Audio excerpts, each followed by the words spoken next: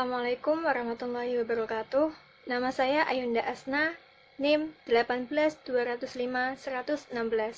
Di sini saya akan menjelaskan tentang pengertian dari nisbah atau bagi hasil dan profit atau margin, serta saya akan menjelaskan faktor-faktor yang mempengaruhi bagi hasil tersebut.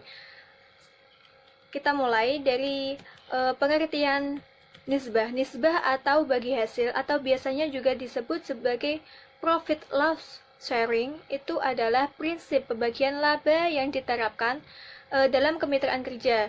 Nah, di mana porsi bagi hasil ini ditentukan pada saat kerjasama. Di sisi lain, nisbah juga diartikan dalam ini itu bagian keuntungan usaha bagi masing-masing pihak yang besarnya ditetapkan berdasarkan kesepakatan. Nah, di sini juga ada beberapa faktor yang mempengaruhi bagi hasil atau nisbah tersebut. Nanti saya akan jelaskan setelah saya menjelaskan tentang profit.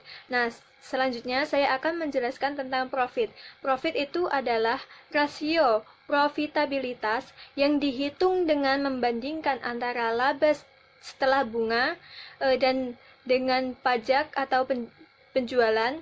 Nah, keuntungan ini biasanya itu dinyatakan dalam hubungan laba bersih dan laba kotor. Keuntungan ini sendiri itu dapat ditingkatkan dengan memperoleh pendapatan tambahan atau dengan cara mengurangi biaya. Selanjutnya, ketika nilai margin laba ini tinggi, perusahaan dinilai dalam bekerjanya itu sangat baik. Kenapa? Karena semakin tinggi nilai marginnya, maka perusahaan itu dinilai semakin baik dan nanti juga akan menjadi keuntungan tersendiri untuk perusahaan tersebut. Nah, karena menghasilkan laba secara maksimal dan dinilai dapat mengelola keuangan dengan efektif, sehingga berpengaruh pada peningkatan harga saham. Dan sebaliknya, jika margin laba perusahaan tersebut dinilai rendah, maka perusahaan tersebut juga memiliki profitabilitas yang tidak terlalu aman.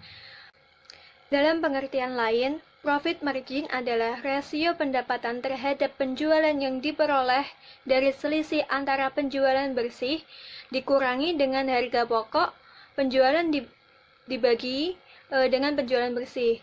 Nah, itu untuk mencari profit margin tersebut.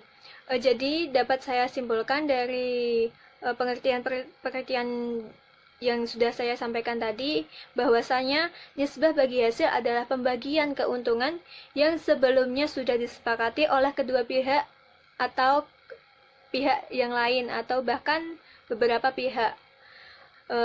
Dan saya dapat juga menyimpulkan bahwa profit margin adalah kemampuan perusahaan yang menghasilkan keuntungan dibandingkan dengan penjualan yang dicapai.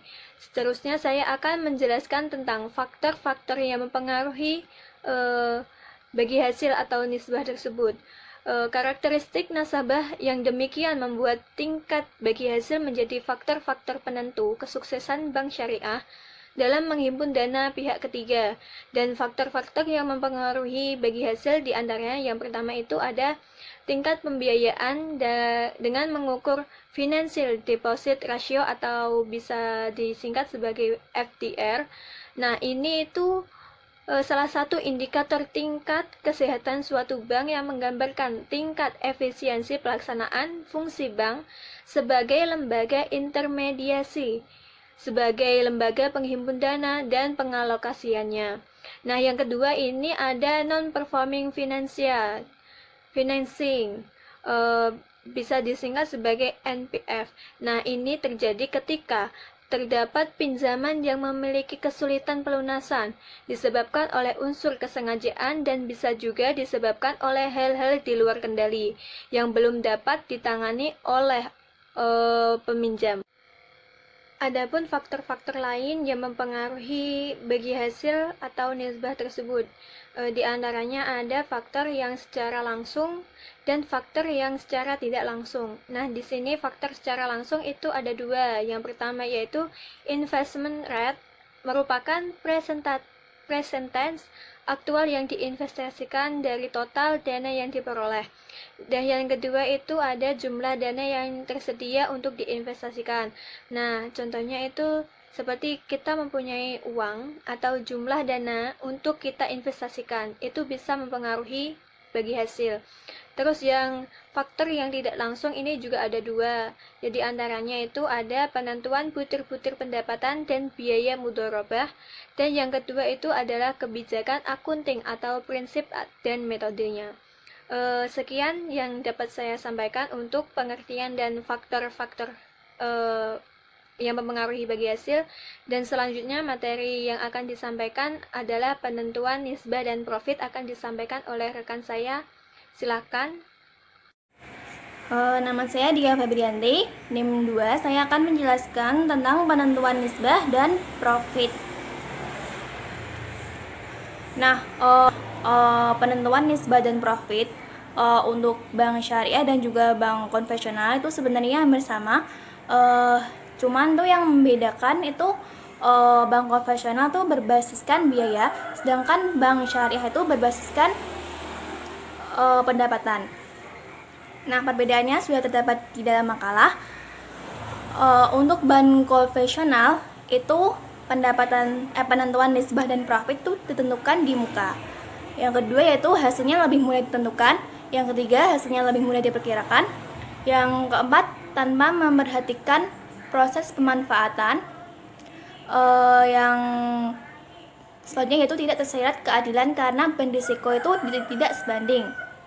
Nah, untuk bank syariah sendiri penentuan nisbah dan profit itu ditentukan di belakang. Lalu hasil lebih sulit ditentukan, hasilnya lebih sulit diperkirakan, pemanfaatan dana harus sesuai tujuan atas prosesnya, dan menekankan keadilan melalui pembagian risiko sesuai kesepakatan. Selanjutnya yaitu penentuan nisbah bagi hasil pembiayaan itu ditentukan dengan mempertimbangkan berbagai cara. Yang pertama yaitu referensi tingkat keuntungan atau margin. Nah, referensi tingkat keuntungan margin ini itu ditentukan oleh rapat ALKO Bank Syariah sendiri.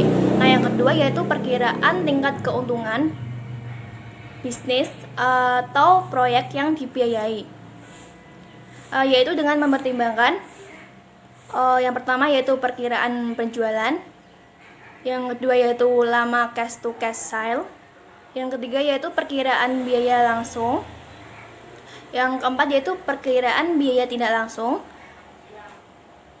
yang kelima yaitu delayed factor. Nah, berikutnya yaitu cara menentukan nisbah bagi hasil pembiayaan. Sebenarnya dalam bank syariah sendiri itu ada 3 metode untuk menentukan nisbah bagi hasil pembiayaan. Yang pertama yaitu penentuan nisbah bagi hasil keuntungan, di mana dalam penentuan nisbah bagi hasil dan juga profitnya itu ditetapkan yang pertama yaitu oleh rapat ALKO dan mempertimbangkan yang pertama perkiraan penjualan, yang kedua itu lama cash to cash sale, yang ketiga yaitu biaya langsung atau COGC, yang keempat yaitu perkiraan biaya tidak langsung atau OHC, yang kelima yaitu delayed factor. Tabelnya bisa dilihat dalam makalah. Yang kedua yaitu penentuan nisbah bagi hasil pendapatan. Nah, untuk tingkat margin juga sama, yaitu ditetapkan oleh rapat ALKO Bank Syariah dan juga mempertimbangkan beberapa hal. Yang pertama yaitu perkiraan penjualan, lalu lama cash to cash sale, lalu perkiraan perkiraan biaya langsung. Yang keempat yaitu delayed factor. Nah, yang ketiga yaitu penentuan nisbah bagi hasil penjualan. Tingkat keuntungannya juga ditetapkan oleh rapat ALKO yang selanjutnya yaitu mempertimbangkan perkiraan penjualan, lama cash to cash sell, delayed factor. Sudah cuma 3. Selanjutnya yaitu dalam penentuan nisbah itu ada penentuan angsuran pokok.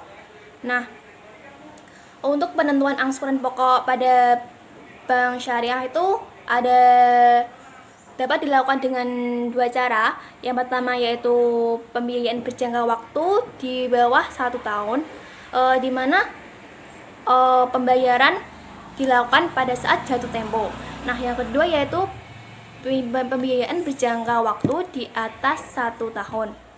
Nah, pembayaran tersebut tuh dilakukan dengan cara diangsur-angsur secara proporsional selama jangka waktu pembiayaan.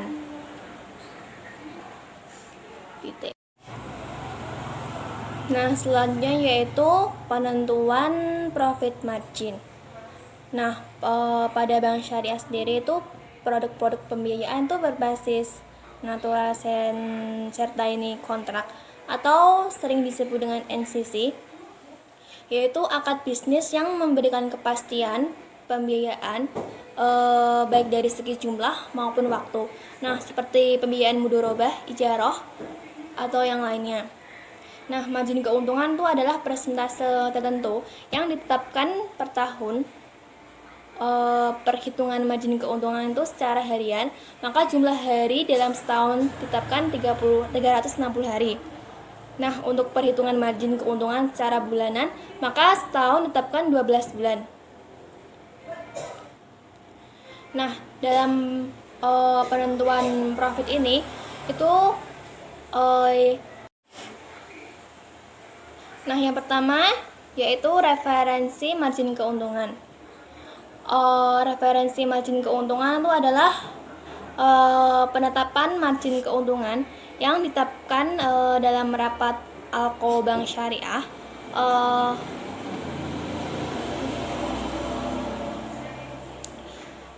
yaitu yang pertama yaitu Direct Competitor Market Rate atau DCMR, yang kedua yaitu Indirect Competitor Market Rate atau ECMR, yang ketiga yaitu Expected Competitive Return of Investor atau ECRI, yang selanjutnya yaitu Acquiring Cost, lalu Overhead Cost. Untuk penjelasannya terdapat di makalah.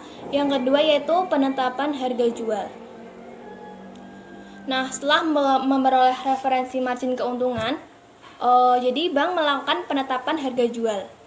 Nah, harga jual ini adalah penjumlahan harga beli atau harga pokok atau harga perolehan bank dalam dan margin keuntungan. Nah, yang ketiga yaitu pengukuran angsuran jual beli. Nah, jadi sudah penetapan harga jual itu pengukuran angsuran harga jual. Nah, angsuran harga jual itu terdiri dari angsuran beli atau harga pokok dan angsuran margin keuntungan. Jadi pengakuan angsuran itu tuh dapat dihitung menggunakan 4 metode. Yang pertama yaitu metode sliding. Yang kedua yaitu margin keuntungan rata-rata. Yang ketiga yaitu margin keuntungan flat. Keempat, margin keuntungan anuitas. Yang keempat yaitu persyaratan untuk perhitungan margin keuntungan. Nah, margin keuntungan itu atau F atau dalam bahasa Inggris tuh threshold, yaitu hanya bisa dihitung apabila komponen-komponen itu tersedia. Yang pertama yaitu jenis perhitungan margin keuntungan, lalu plafon pembiayaan sesuai jenis. Yang ketiga yaitu jangka waktu pembiayaan, lalu tingkat margin keuntungan pembiayaan, dan pola tagihan atau jatuh tempo tagihan.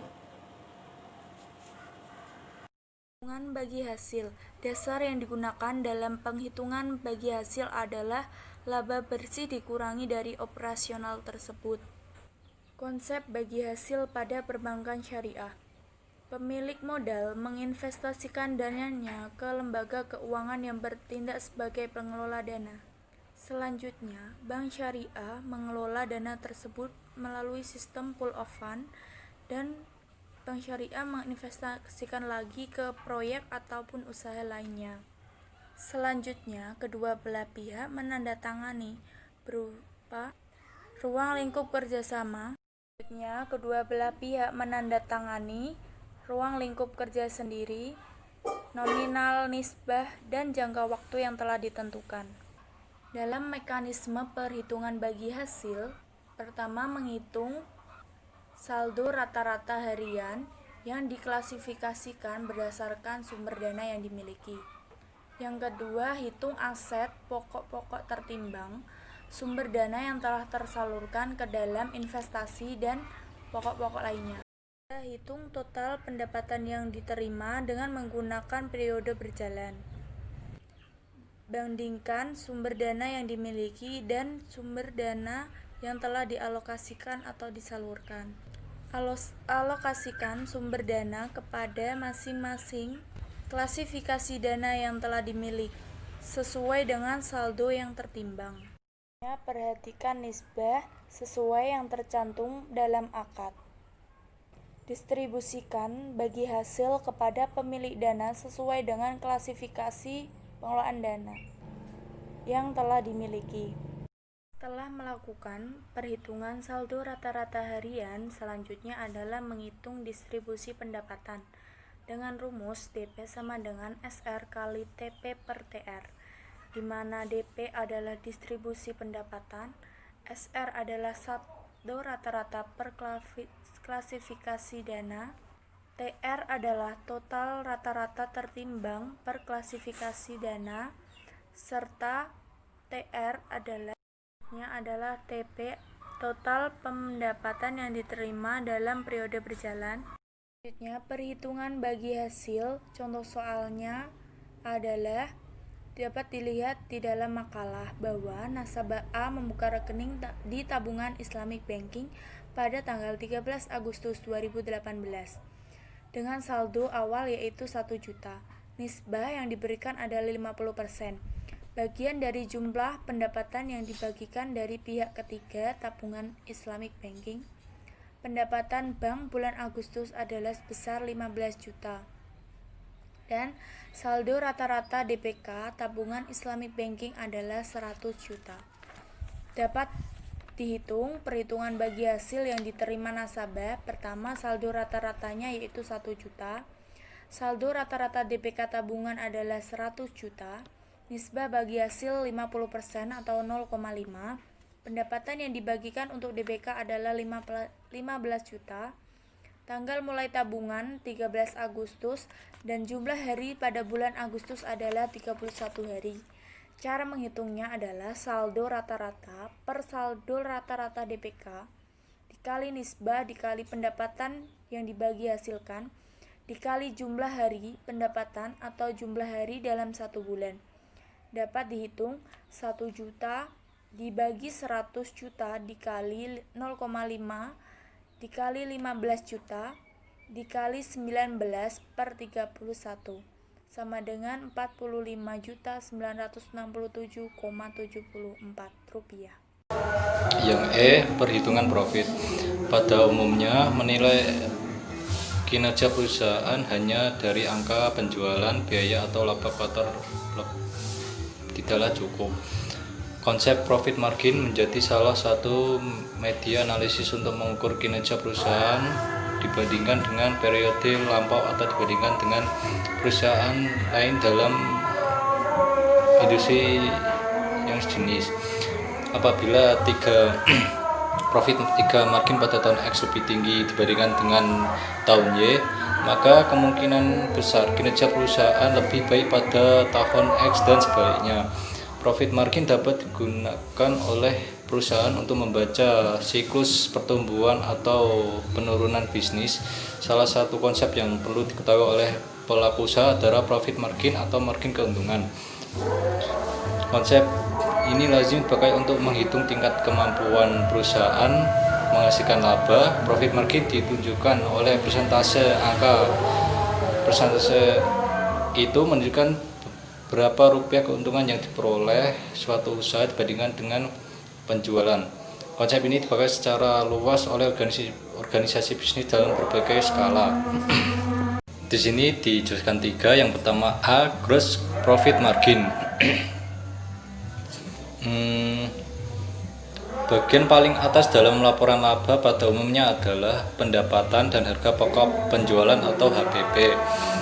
Pendapatan adalah pemasukan yang diterima oleh perusahaan dari hasil menjual produknya, sementara itu harga pokok penjualan atau HPP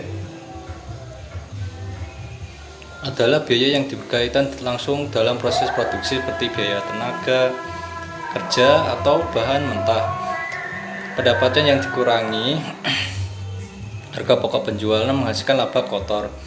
Laba kotor tersebut apabila dibagi dengan pendapatan akan menghasilkan gross profit margin atau margin laba kotor. Yang B, operating profit margin. Dalam struktur laporan laba rugi, laba kotor atau laba bruto yang dikurangi beban usaha menghasilkan laba operasi. Pada umumnya, beban usaha terdiri dari beban administrasi dan beban penjualan. Laba operasi juga dikenal dengan istilah EBIT atau laba sebelum pajak dan bunga atau earning before interest and taxes. Laba operasi yang dibagi dengan pendapatan akan menghasilkan operating profit margin atau margin laba operasi. Yang C, net profit margin. Salah satu bagian penting dalam laporan laba rugi adalah laba bersih. Laba bersih adalah pendapatan dikurangi seluruh beban atau biaya termasuk harga pokok penjualan, beban usaha sampai beban pajak. Laba bersih apabila dibagi dengan pendapatan akan menghasilkan net profit margin atau margin keuntungan bersih. Sekian dari saya. Terima kasih.